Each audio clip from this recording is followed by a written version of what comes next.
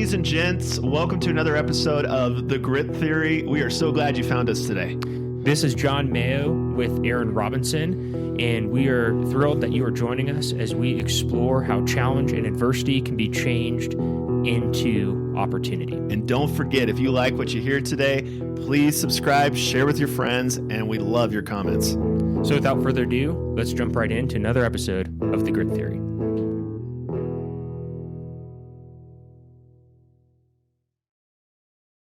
Welcome, everyone. This is kind of an exciting episode because we have two fun announcements today. One is just recognizing where we are in the early stages of this journey. Yeah. What episode number is this? This is episode 10.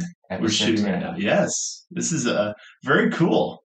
It is cool. The decathlon of podcasting. Yeah. This is the episode 10 means 20 weeks of consistency to do this. Yeah. Which is pretty neat. Yeah, I love it.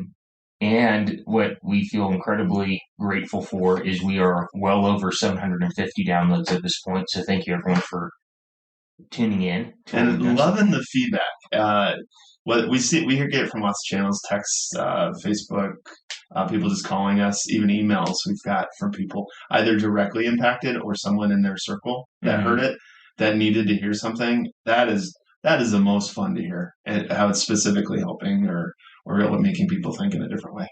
It really is. And I think we've both been incredibly encouraged by that, which kind of goes into the second fun announcement that we're going to be working to fulfill. And what is that? Yeah. So with all the receptivity that has happened, how can we not do weekly podcasts and get more content out there? We've found that we're having more topics in our brain, more discussions that we want to have than we have scheduled events to do so. So, So all that being said, this is the last episode of The Grit Theory. I'm joking. The last one. Yeah, I was like, are we rebranding right now? It is over. Pretty excited to work to fulfill weekly podcasts and see where we can go. So today, so those are two fun things, right? Episode 10, and we're working to go weekly, and we'll see where this journey takes us, huh? Absolutely. Yeah. Again, just humbled. Like, I think as you do more of this, it just makes your mind think in a way that's like, okay, what else do I think as we talk, it's a gift, one, to yourself, but also to those people who are engaging in the conversation. And so it just makes it kind of exponential. Like, oh, I got to do more of this. I want to have more conversations like this. It's very rewarding. It's like the endorphin rush from doing exercise, or like how you feel good if you eat something fresh. It feels good. And it's not like there's anything being special. One of the things I was thinking about that I enjoy about this is you and I have a deliberate time just to have good conversation. And then I was thinking about how with COVID and everything else, there's been so much isolation.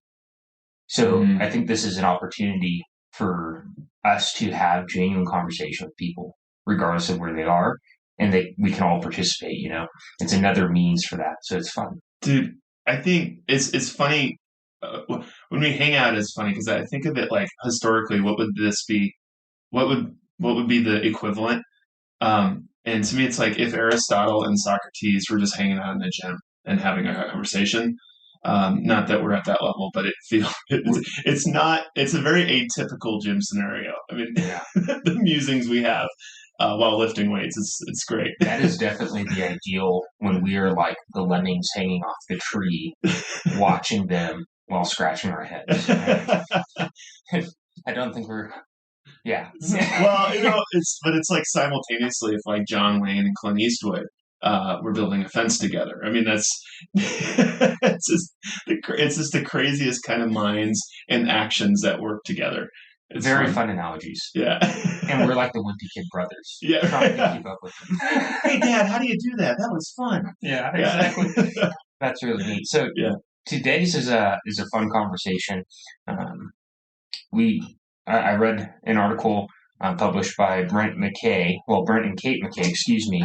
They are co-founders of the Art of Manliness podcast and community, which is a really unique community that really just looks at restoring or helping encourage good ideals, manners, etiquette, character, dressing properly, self-help, things like that. Just kind of fun things. And in this article in specific, it's called Change is Master Key. I read it a long time ago when it was published.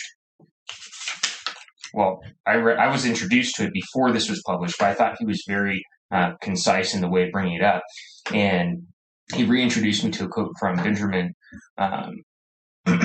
excuse me, from Winston Churchill. I completely misspoke there, about how change is incredibly important in rejuvenation. Mm-hmm. And the context, the backdrop is, World War II, Winston Churchill going at it consistently, helping lead London through the fight with Nazi Germany and all the things that are going with that. They're being bombed, and obviously there's a bit of pressure, right? There's a lot of work, and how do you keep sharp when you have a lot on your plate? Mm-hmm.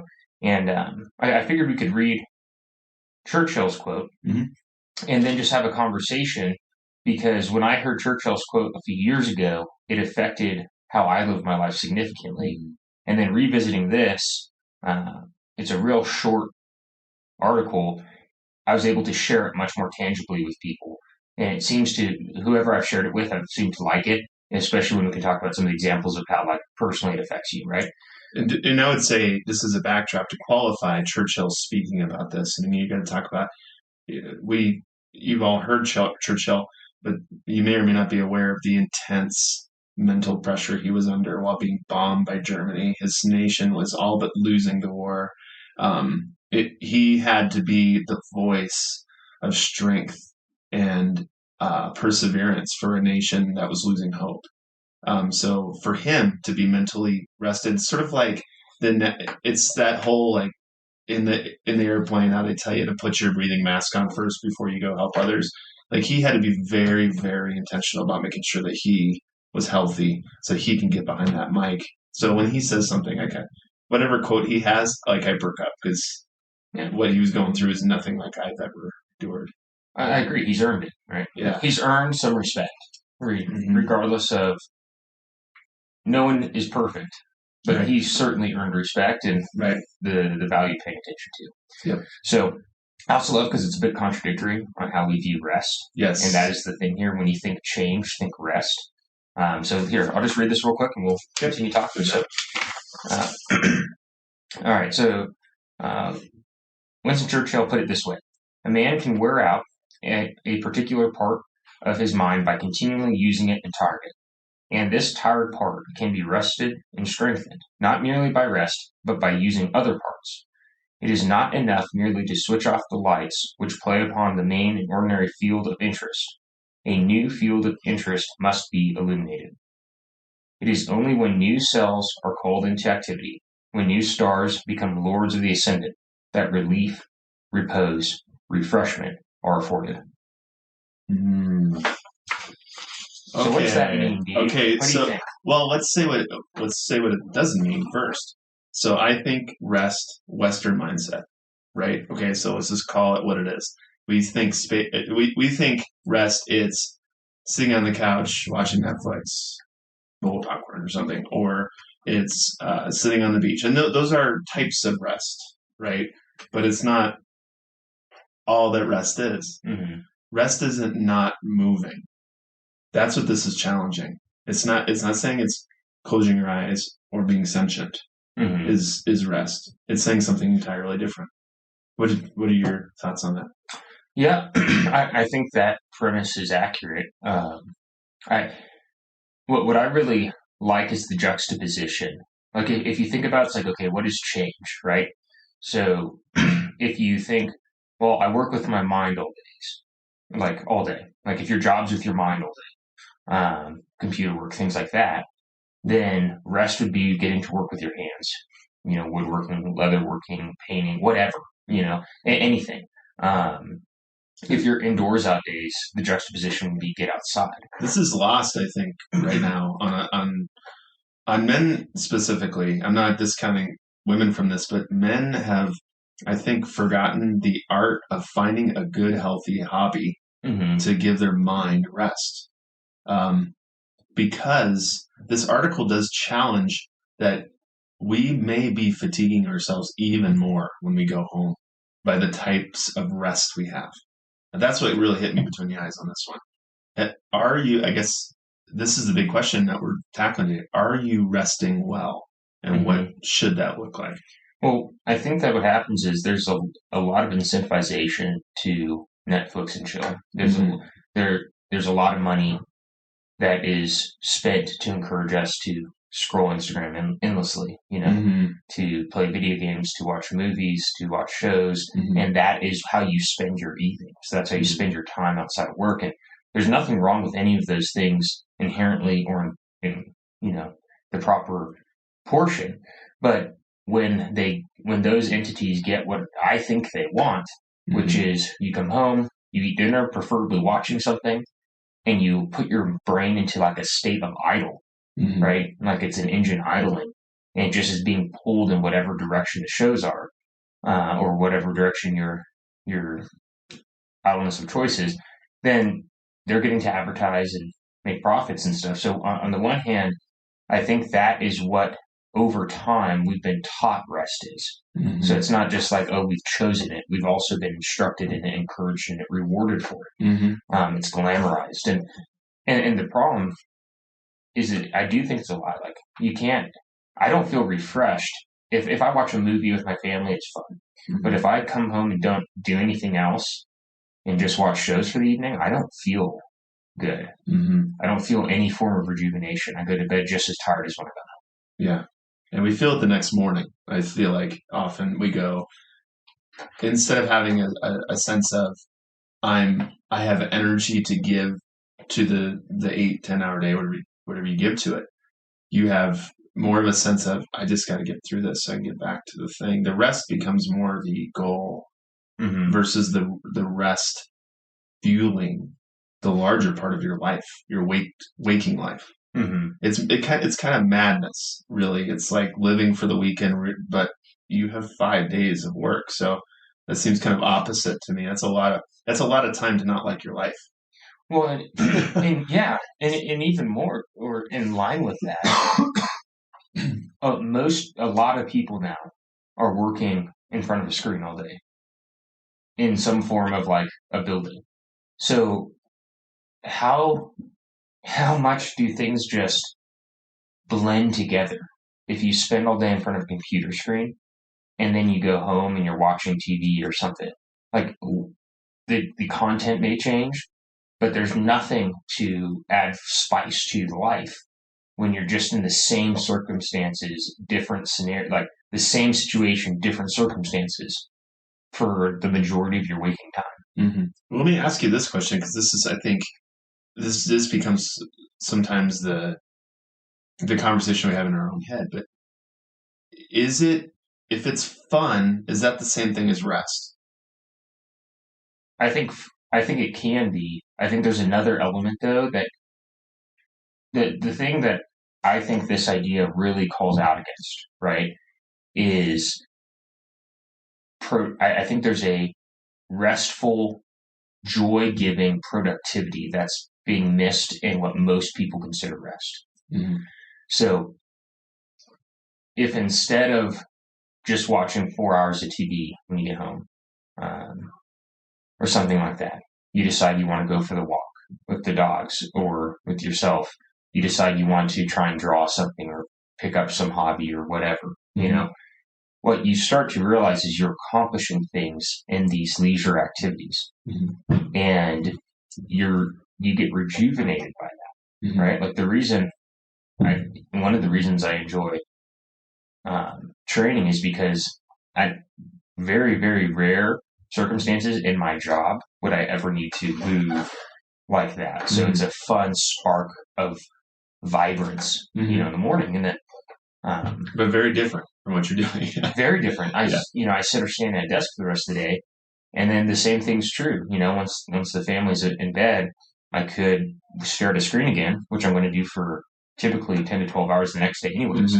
Or I can come up and experience the richness of the smell and feeling of leather or wood that I'm working on, or the paper that I'm writing on.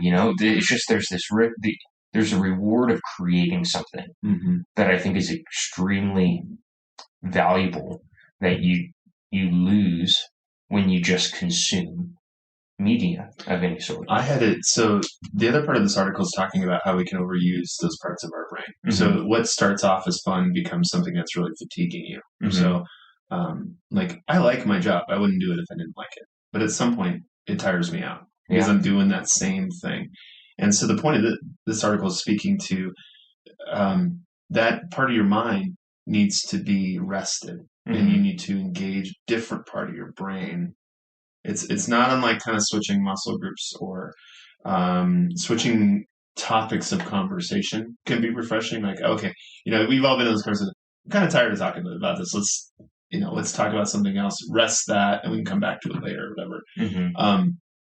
So what we're speaking to is, what does it look like? And this is something I'm gonna play a little game with you, John, here in just a minute. But I'm not good at games. Yeah, this may be evident here in a minute.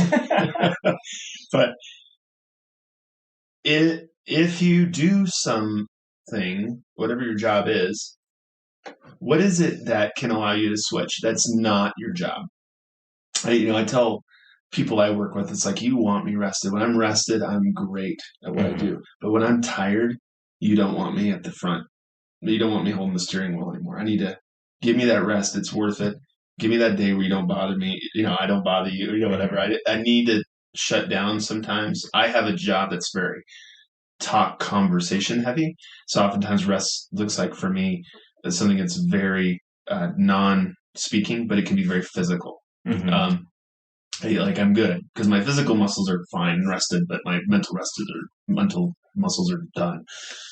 Okay, so let's do this. So here's the game, John. Let me give you some jobs, and I want you to tell me what you think their rest should be. How about could be? Could be. Okay, that's better. Shit's pretty imposing, isn't it? You will. Yeah. If you're doing something else, you're wrong. All right. So, So you mentioned computer admin. At the computer screen all day, typing away, data entry, whatever you're doing. What does that person do for rest, do you think? What could they do?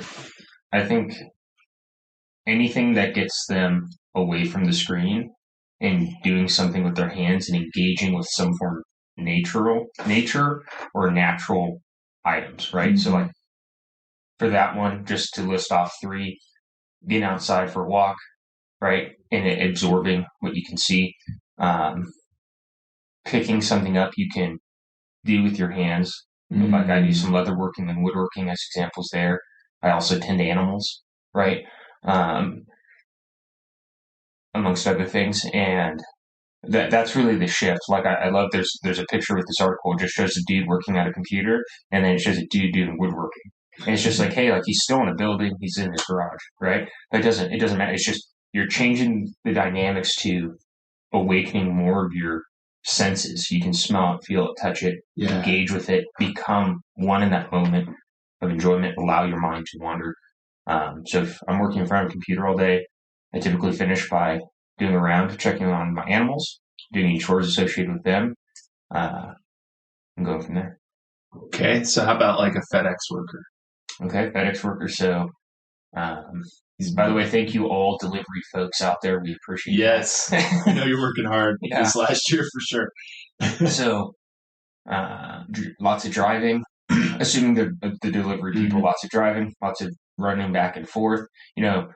I've thought sometimes about one of the benefits of doing that is if you can listen to podcasts or books while driving and engage in that conversation with great minds, like through podcasts and books, right? Yeah. So when you get back from that, and I'm glad you asked that question, and I don't want to steal whatever your next job is going to be. So you're already walking a good bit. You're already driving a good bit. You're focused on efficiency and productivity, right? How quickly can I drive? How quickly can I get these dropped off? Yep. Hopefully you're maximizing some of that time to learn while you're doing it.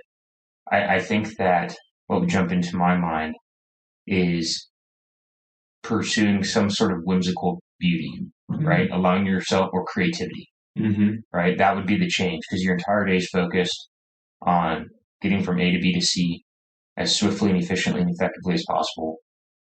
under a tight timeline. Yeah. So freeing yourself from a timeline and allowing some fun pursuit of beauty or joy, that doesn't have time constraints. Yeah. Like just go be somewhere. Or even if it has a constraint of like an hour or two, because you have other requirements or whatever, that it's not like I have 7 minutes to get to here, 3 minutes to get to there. It's like, hey, for the next hour, I can do whatever I want and not think about it, whatever that might be. Mm-hmm. And it's pursuing something that sparks life in you. Mm-hmm. That would be my first guess. That's good. I'd want to be, I think it's so nonverbal. I'd almost want to be around people I can just kind of be free with, just talk about anything, just muse a little bit, get out of sort of like a automaton, if you have kids, play with the kids. Play with the kids. Yeah, that's good. Yeah. Real quick fun thing there, and I can do better at this, is being intentional to just get on your hands and knees and roughhouse around. Right? Yeah. And just re-experience the joy in that. It's awesome. Yeah. It makes the kids' day. Frankly, makes your day. Yeah, cool. You wouldn't even think that'd be a restful thing to get out and roll around and stuff. But I dare you not to smile after wrestling with a kid. I mean, it's so refreshing. Well, let's pull on the string just a teeny bit more, and then we'll jump back on track. And I saw this really interesting picture on something I don't remember, and it was like a cartoonized drawing thing. It showed like a dad walking home with grocery bags, and he's like all slouched and tired, and it shows like a battery with the red bar above him, and then at the door, he walks in the door, he sets the bags down, battery with the red bar, and then he's dropped to his knees to give his little girl a hug, and like the battery was recharged.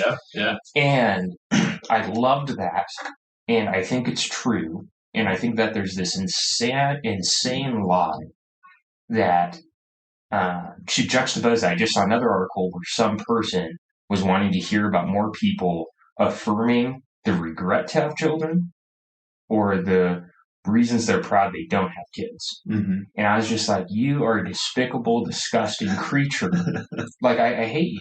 Like, and the way I want you to go away and disappear, because I think that you are spreading a lie that's robbing others of feeling and embracing and pursuing, because it's an active pursuit, the joy to embrace parenthood. Because if you don't, then you can become jaded, and then you're ruining your life and your children's life. One other. Yeah, that's good. Elon Musk. There's been a picture floating around with. Was he some author or something? He's a dude. He's not. He doesn't do much. But, yeah. God. He'll be remembered 5,000 years. Yeah. But he was talking about, hey, like my kids didn't ask to be born. I chose to participate in whatever actions we bring them about. So they don't owe me anything. I owe them everything. Mm. And I loved that. And it was like also refreshing to see someone with his influence perpetuating that, because each one of us has the opportunity either to support someone who has kids and encourage them in that, even if for whatever reasons they don't or choose not to, they can still be supportive of that endeavor, because otherwise we'll go extinct. Or they can re-embrace their duties as parenthood, and I'm speaking to myself here as much as anything, and find and cultivate the joy in it, the instructiveness in it, and the goodness in it. And that's one way we can speak some truth and, bring some change into work and stuff. I love it. I love it. I want to back up for a second. I love that you said there about somebody trying to affirm their discontent with being a parent. Yeah. That really to me is true of anything. This is why I really challenge ungrateful thinking, especially when it comes to work. I get it. We all have jobs that suck at times. You can change that situation, but while you're in it, be grateful. If you're making money, you're doing better than most of the world, and like a lot of money here in comparison to people. Mm-hmm. Be thankful for that. Be grateful for that. That's just that's a lot of hours. It's a lot of energy to be hating. Being a parent and discounting the fact that I got to spend time with my kids. I got to spend time I got to go do these things.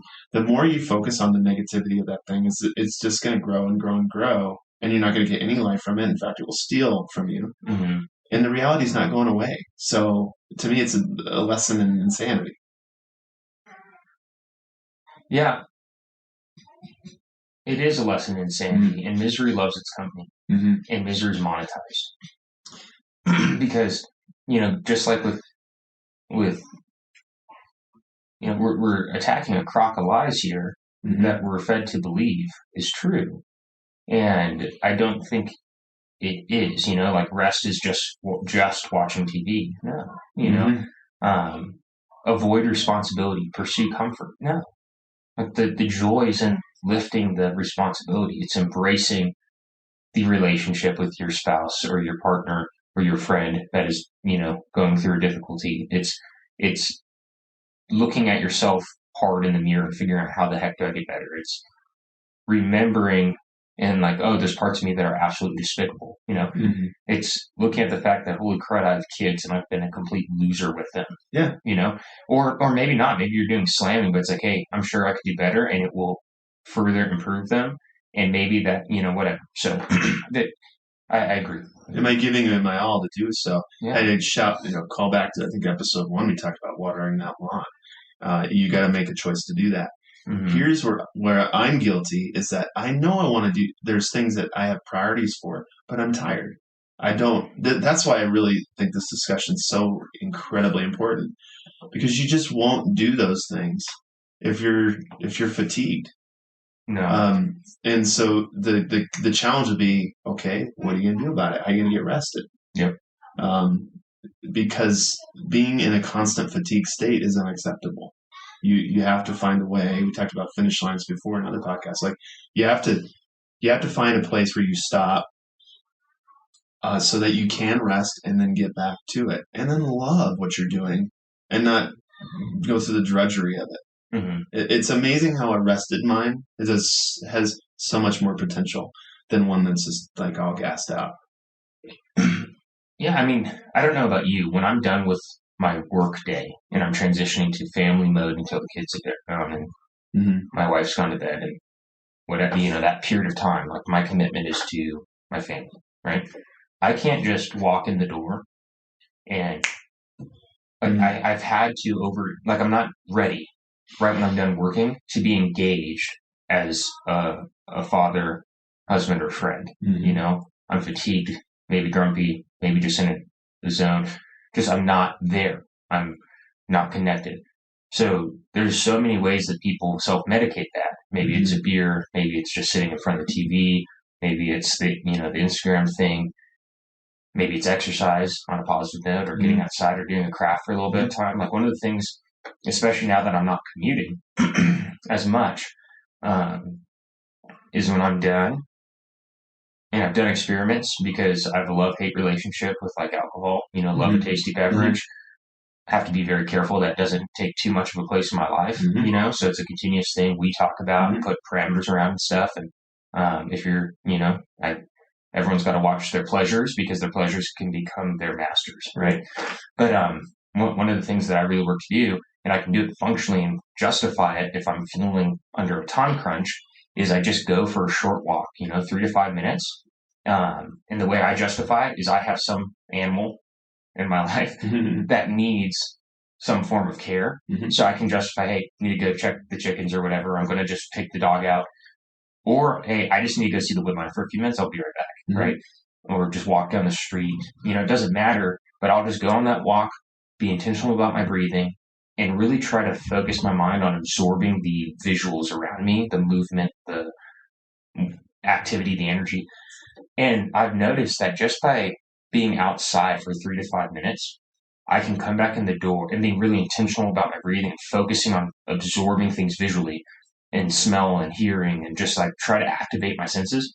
3 to 5 minutes, I come back in and I'm much more ready. I've like intentionally turned the key to become, family guy and friend. Yes. Yeah. That's such a good rhythm to be very cognizant of. This is something like me personally, constantly have to come back to this. Like these rhythms break all the time. Much like really any healthy rhythm, you're gonna feel like not doing it sometimes, or you'll break out of those rhythms. But knowing that has such benefit, and being able to engage that and use it as a tool really to get that mind back. I mean, that's what we're talking about here. These are sometimes rest. It doesn't feel fun at first, the activity, but as you get into it, and especially once you get, and even at the end of it, when you realize it, it's amazing how your mind is just open to all kinds of different possibilities, to the relationships around you. Yeah, absolutely. And I can't take full credit for like hey, I need to just go for that short walk for the reset phase. My bride, Lindsay, helped me discover I needed to figure something out. As they do, yeah. I hear that. So a few years ago, she's like, "How about you get out of the house for a bit, take a breather, and come back when you're ready?" And I was like, "Okay." Kind of a wake up call. My wife will just say, "You need to get out and hang out with some guys." She just, which is like code for, we're kind of sick of your personality right now. You need to fix that. You need to fix yourself. And what's nice is now it's like, now that we've been in the habit of these changes, like, have you flipped the switch yet? You need to go for a walk. Have you done your walk yet? And it's like, that's the cure indicator. Okay, tonight maybe I'd be more of a jerk than I need to be. I'll be back in 5 minutes. Yeah, right. That's right. Whatever. That's right. I mean, I think of like other people out there, construction guys. Yeah. And then there's a CEO. They're going to rest different when they get home. To your point, I think I would challenge a rhythm rest cycle that has to do with something that could be damaging to your mind or your time. So you got to decide what that is. But there are things that can, if they replace something that's more sustainable, then that can be dangerous, right? So a walk is very sustainable. Yep. Nobody's going to argue with that's a healthy thing. Well, what's fun is the construction CEO, both very training in very different ways, right? Yep. Like looking at the construction one, the immediate thing that jumps into my mind, they're working with their hands and their bodies all day, right? So maybe it is some sort of value creation through technology, or learning something they want to know, reading a book, doing some art. The fun thing with the CEO, I think that's closer to, you're leading an organization. Churchill, one of his things he did was he had a number of ways of change his rest that he did cyclically, but one of them was he painted. He'd paint very regularly. And that kind of comes from the idea of like, hey, if your entire focus is on productivity, results, efficiency, those types of things, there's a joy in pursuing beauty and creating beauty to whatever level you can. And that one really struck me when I was reviewing this for today's conversation. I was like, the pursuit of whimsical beauty and joy as a juxtaposition to efficiency, productivity, and stuff like that. It was just really cool. I was like, hey, that's something that I can tap into to help charge, because I spend most of my time in active pursuit of just efficiency and effectiveness. Yeah, agreed. I'd love, so my job is very contract heavy in conversation negotiation. So I enjoy things that, when you say whimsical, I think I like just some good comedy. I like just if it's just a short YouTube, or if it's or just pick up the phone with somebody I know I'm going to laugh with. That's what I need, because it's so sterile what I do sometimes, that I need something that doesn't have the boundaries of A, B, C, D, paragraphs and subpoints and all these kind of things. I need the freedom to have some levity. By the way, that you talk about Elon Musk, his SNL monologue, very funny. Take a look at it if you like that kind of stuff, because Elon is so he's diagnosed with not you can't forget. I can't anyway. I'll think of it in a minute. But anyway, his personality is when he speaks monotone, and you can't tell if he's being serious or if he's joking all the time. And he doesn't make Asperger's. He can't make eye contact with anybody. That's his thing. Is he diagnosed with that? That's what he says. He says that? Yeah, he says I'm Asperger's, so I won't. Okay. I'm gonna move around, or just for the fact checkers out there, I want to make sure that unless he's joking, but we're not wrong.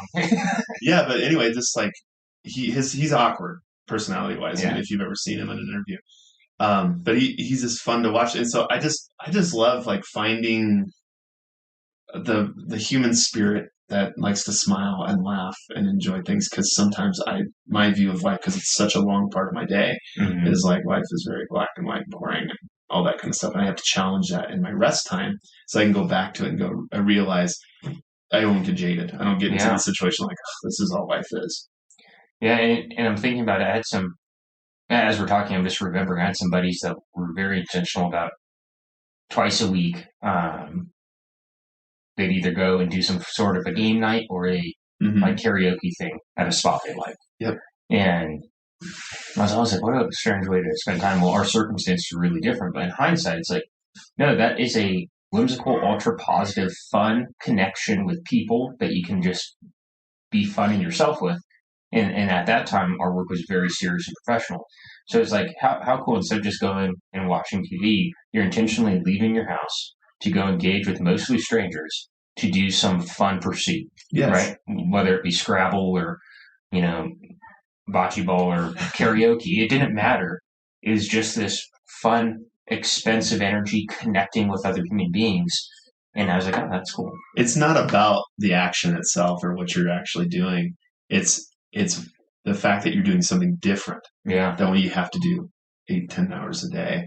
I think people who have that balance are the ones that really do well at their craft, at whatever their daily job is. If they have a good way of disengaging their mind and switching that muscle, giving a little rest, and then they come back just fully rested and love what they do. And the eyes light up when they get there in the morning. It's the employee everybody hates. It's like they've found a way to be rested through the night. I'd be jealous of that a little bit. Figure out how to get there. Yeah. Absolutely. There's one other scenario that I really appreciated Brett calling out, and given that it was written by him and his wife, I don't know who to give credit to. I'm going to assume Kate McKay. From the article. Yeah, from the article, and I'll just read it because I think he said it well enough. I'm not seeing a way to improve upon it. So it's if the only conversation in quotations you make during the day is with toddlers. Dialogue with a great friend or a great book at night. Yes, yes. To the conversation piece, it's like, if you're a parent in general, especially if parenting is your occupation, hands off to you. You're performing one of the most important professions that as a species we can. So well done. 2, you're not crazy. Yes. Get yourself some good conversation. You can go crazy. Yeah, book, podcast, anything, conversation, not with a child. Man, I've heard it. I love it when ladies get together, and I've heard this so many times. It's so good to have adult conversation. Maybe you've said that before because you've been listening to "Mom, I hungry" and all this all day long, and it's like it's fine at first and it's cute at first. We all love that, and it's endearing until it's not. You're tired. In short doses. Yeah. I hear my lovely little terrorists screeching around downstairs as we're recording right now. Yeah, right. It's well done, Lindsay. For taking the lion's share of that. Oh my gosh! And we both have wives that have lots of kids, so we get it. What they've gone through, and so it's really important that we encourage them to go, hey, go hang out with a girlfriend and have full sentence, paragraph type conversations. To that, I do want to call something out real quick because I think it is important. It is the shared vote, right? Yeah. So like right now, circumstantially, I'm doing X, Y, and Z, right? And my wife's X, Y, and Z has children throughout all of it. So my mindset when I get home is like I'm giving myself that 5 minutes to get my act together and switch gears and be engaged and happy. But I'm starting my second shift as dad, right? Like she deserves for me to show up and not sit on the couch and disengage. Oh, work was hard. Shut up, John. Yep. Go away. Like, no. Hey, I need 3 minutes to get my head right. Yep. And then I'm here as your partner, as your partner in this endeavor, and as dad to these kids. And great point. Regardless of if I feel like it, right? Love it. Like I never feel like it. It's very rare that I feel like it. But hey, switch that key. It's like, hey, daddy's home. Time to be a father and be a husband to my wife and support the people that I am, responsible to help support. I would say, John, that's a great point. I would really challenge, because there is an old school, and it still kind of lingers, that the husband worked all day. I did my job. I get home and I deserve to sit on the couch. And let me just tell you, if you're that guy, no. And one, you're tired, and this is something you got to be honest with. Your fatigue is one type of muscle group that you're tired in. Correct. Change it up. So when you get home, she's tired of doing the mom muscle. So let her not be a mom for a minute in the full capacity. Yeah. Give her a break. Be a dad. You haven't been a dad all day, really. So that muscle is rested. Activated. You're good. Activated. Be fully engaged. 100%. And so don't do computer phone time while you're being a dad. Just be a dad. So be done when you're done. Switch to that muscle. Focus fully on it. You'd be surprised at how much energy you really have to be able to do that. And two, it is a call out to myself as well, because this is an area that I feel like I can always improve. Oh, yeah, every guy. I'm talking to myself here. And, the other thing that's really interesting is because, like, predominantly in our culture, it's like people believe that something's wrong if it's not a dual income house, which I think is retarded. Just absolutely asinine. Mm-hmm. But because of the importance of the job of raising our own children. Mm-hmm. Huge proponent of that. People are going to disagree with me. That's fine. It's called, we still live in a free country where we can have that type of freedom of opinion, but I think that we can throw away a lot of value when we discard that idea. And the point that I'm bringing this into is like that was a really prevalent mindset.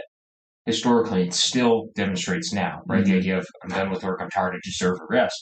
Well, now that we have both parents working in so many situations with young children, it changes a bit as the kids get older and you can change the dynamics and situations are different. But especially when they're young, now both parents are done with a long, stressful day at work. They pick their kids up from wherever. Mm-hmm. If they're not activating the parent side, who's parenting the kid at home? Right. It's a device. It's a device typically, or they're just not getting any engagement from the parents. And then that's really a shame, because at least before you had one parent who was parenting. And now you may not have either. Because if that mentality is adopted by both parents, right? I'm done from work, I deserve a break. Your break's when your kid's asleep. You don't deserve a break. You have, you have responsibilities, whether it's the same with like if you have a dog or an animal. Like that dog it didn't choose you. You chose to get that animal, take it for the walk it needs, take it for the exercise. And we don't deserve breaks. We deserve to fulfill our responsibilities to the best of our ability, and we deserve the reward of fulfilling those responsibilities. Absolutely. And the break fuels the mission. It's not a deserving thing. Yeah. It's just part of the process. It's part of exactly. Yeah, great call out. That's a different mentality about resting. Resting is not the goal. It's not the finish line. It's part of what you do to make sure that you can be fully engaged with most of your life. And let's face it, the beauty of life, the good stuff of life. But you can only really enjoy the good stuff of life when you learn how to rest well, so that you can be fully engaged and enjoy the maximum benefit of you giving it your all. You only get out what you're going to put into it. Yeah, I think that... Or I should say more than you put into it. That's the crazy part. You're going to get the sum of your actions are actually greater when you're fully engaged. Yeah, and with that, there's an incredibly important distinction, because it's not that breaks or rest. It's not that breaks or rest are bad. No, they're necessary.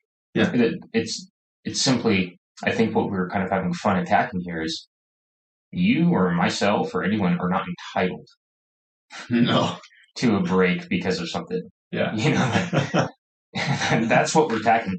We have to do the self-care to be able to demand more of ourselves. Yes. And to be able to give our all. And to your point, when you're fatigued, you're giving less. Like we were fatigued this morning on a fun, just small level, and we weren't putting out the same amount of effort. Well, we were putting out the same amount of effort, but we weren't producing the same results in the gym that we would if we weren't fatigued. It's the same. Like that's why the changes rest is so valuable, because if you hit that 5-minute switch so that you are actively in the right mindset and ready to engage with whatever responsibilities you need when you transition to the second part of your life outside of work, whatever that might be, just your partner, even just for your own sake. If you're single and live by yourself, you deserve an intentional shift in focus and mindset from work to your evening life, so that you can enjoy your life. Right. And not just be in this groaning, Right. Right. So it's like that is where you owe it to yourself to do that, so that you can engage more fully in whatever you want for yourself, or whatever your responsibilities that you've committed to demand of you. That's that kind of, that's sort of that work hard, play hard, but it's funny. That is just, it works in tandem, because I only work hard because I'm real well rested. But I can only rest really well when I'm really tired, because I'm working hard. That's the beauty about really pushing maximum effort, really getting after your day. It's the days when I just kind of flounder. I come home and I'm tired in a different way, but it's not a rewarding way. Like I really accomplished something.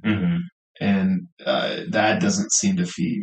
But if you work really hard and then rest well, and you're intentional about that, then you can come back and do it all over again. And I think it's just more rewarding to be there, that spot.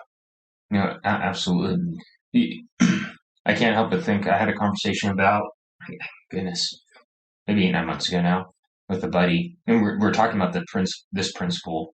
It was like early morning, where it was early in the morning, and I was doing something, and they just asked, why don't you just do X? No, I'm sorry, it's late at night, and it was based on this, we had the whole conversation about, I change up my activities so I can keep going. I realized I can put in like 18, 20 hours a day, 16, 20 hours a day, of like productive, life-giving effort. If I'm switching up my activities, I feel restful, Yeah. And we had that conversation, and it's like, well, he brought up the point of, so many people are used to being connected to their phones. Like you can feel almost a sense of anxiety if you're hooked into it, if you're not on social media or something. And I was just thinking, the thing we talked about on trying, right, to kind of break away from it was, hey, just when you go to the bathroom, just don't look at your phone. Just try that, right?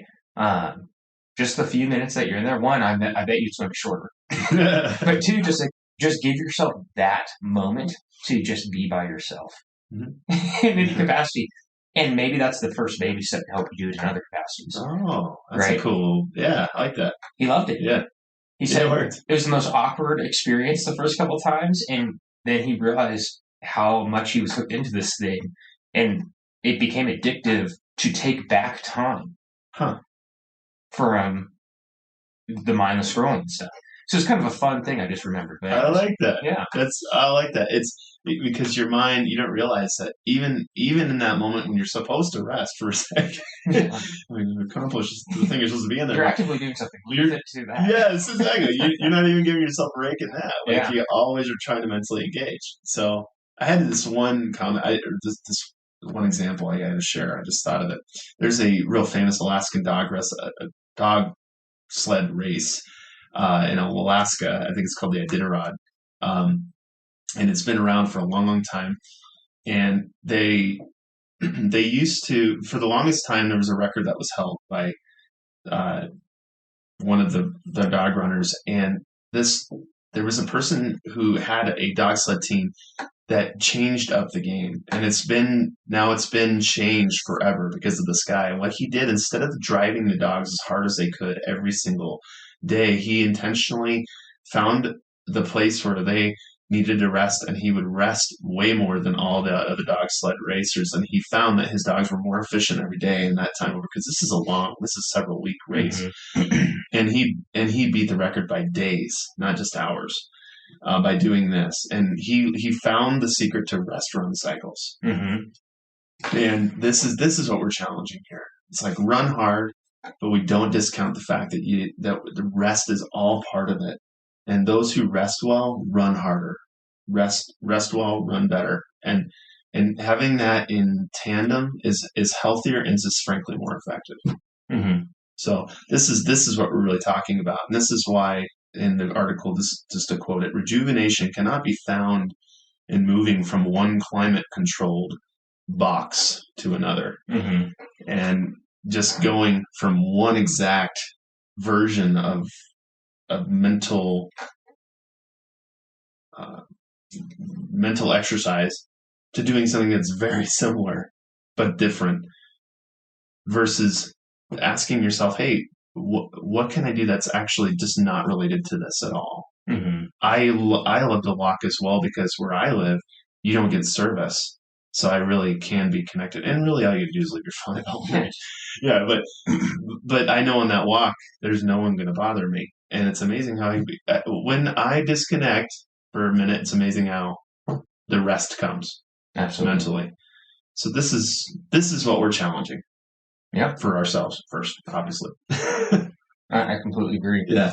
And I had a fun addition to that, and it's completely escaped me. So I think that one thing that's funny about the escaping the phone is even some of our guests kind of like double look at us when they're like, hey, let's put our phones on airplane and we can put them on the shelf here.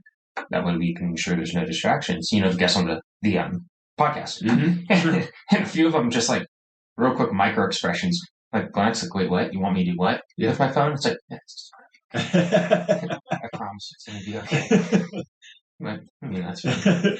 Yeah, it's like a total intervention in the moment. It's like, hey, we're going to just baby step. We're going to not look at our phone for an hour. Imagine that. Yeah. Don't worry.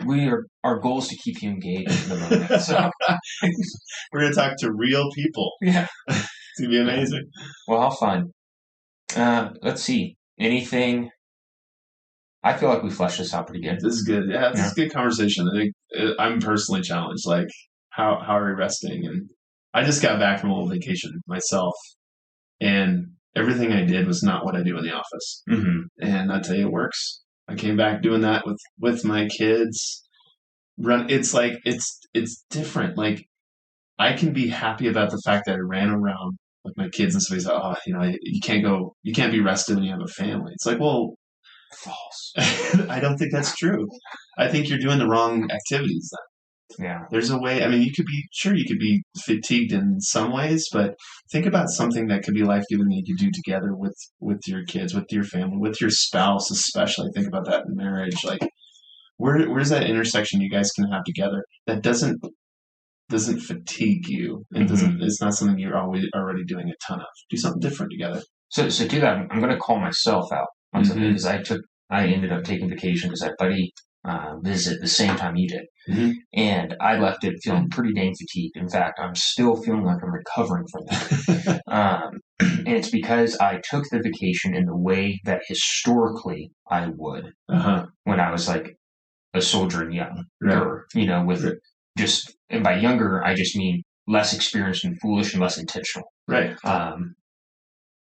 For myself in reflection.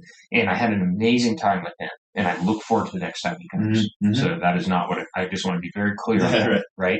But what I realized was I basically just grilled food, had conversation, and drank for the time he was here. Mm-hmm. Which those are great portions of a vacation. Right. But I was terrible at being intentional with my kids. I was terrible at being intentional with my wife. Mm-hmm.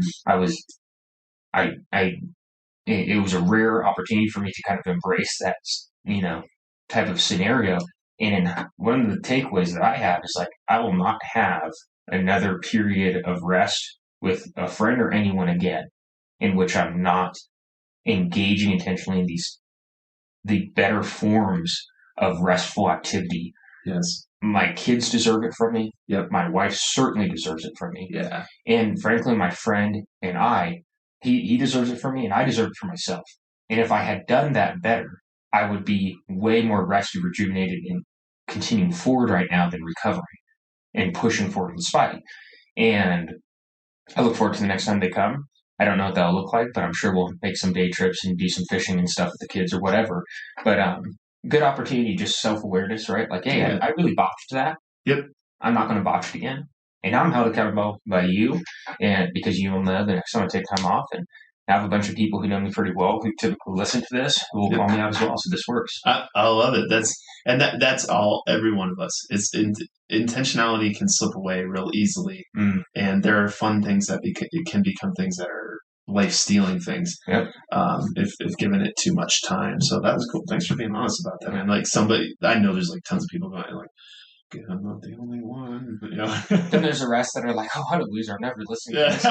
Hey, dude, just remember you have a mirror too.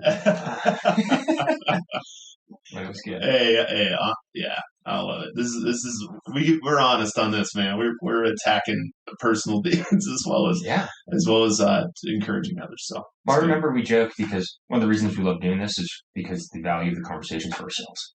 Yes. So yeah. Hey, let's just be raw with it. And, as we're closing, I just can't help but think once again how grateful I am and how excited I am that this is episode 10, and at episode 10 we're choosing to double down to go to weekly. Yes. How fun is that? I love it. I love it. I think I'm glad we're talking about rest and I have to figure out how to, because we still got other things we're doing, right? But it's so important to be able to keep having these conversations. So I'm glad Grit Theory Nation out there. We're so glad you guys are along for the ride, and I'd love to hear your comments. Keep them coming. We love it, and push back on anything too. If you got some ideas, hey, it might end up in another podcast. Yeah, if you want to hear something or you want to be on with us, let us know. Sit in the hot chair. We may tell you no, but or we may make it very uncomfortable. That'll be fun. Yeah. Well, John, thanks for another great podcast, guys. We're just encouraging all you out there to this article. Think about how you rest so that you can run well.